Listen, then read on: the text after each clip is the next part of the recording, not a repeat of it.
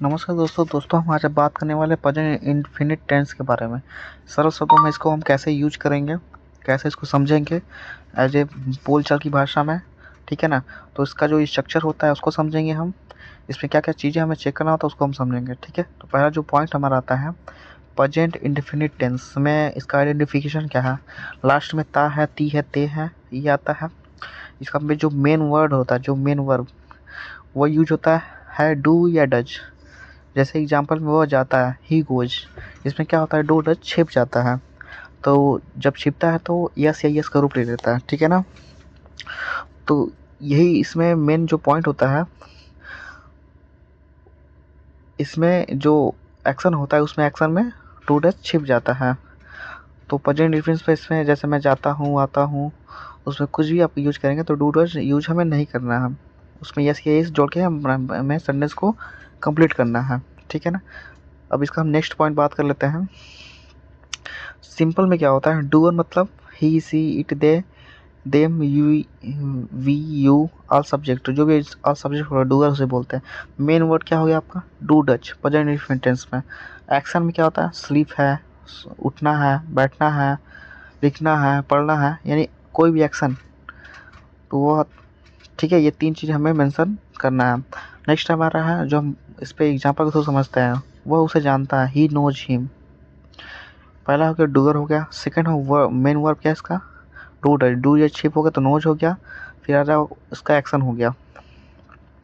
Next है मैं रोज़ सुबह 7 बजे उठता हूँ, I wake up 7 every day, I get up 7 o'clock daily, ठीक है। इसमें भी सेम वही पोजीशन है। मैं रोज़ जिम जाता हूँ, आई गो टू जिम डेली, इसमें भी डू या डज छिप जाता है, तो डूअर हो गया, फिर एक्शन हो गया, फिर ऑब्जेक्ट हो गया, जो भी बचा उसको लिख दें लास्ट में। हम रेस्टोरेंट जाते हैं, वी गो टू रेस्टोरेंट, पहले डूअर हो गया, फिर मेन वर्ड हो गया, फिर एक्शन हो गया, ठीक है। नेक्स्ट हम बात कर लेते हैं, मैं 2 भाषाएं जानता हूँ, आई नो 2 लैंग्वेज।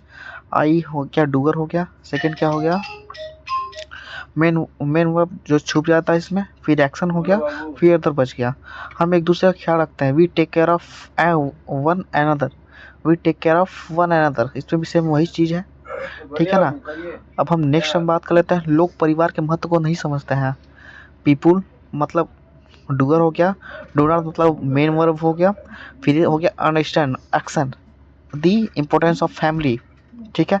मेरी माँ फास्ट फूड नहीं खाती है, my mother does not eat fast food, action हो गया। अरे डूअर हो गया, मेन वर्ब हो गया, फिर एक्शन हो गया।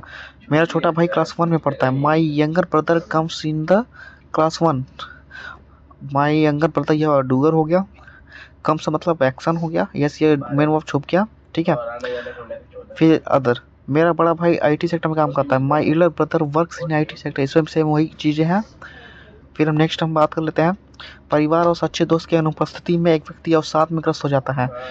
In the absence of family and true friends a person suffers from the depression, ठीक है ना। नेक्स्ट हमारा आत्महत्या कोई हल नहीं है, suicide does not give my any solution, suicide does not give any solution. क्या तुम जानते हो, do you know me, do you know me, इसमें भी सेम वही चीज़ें हैं।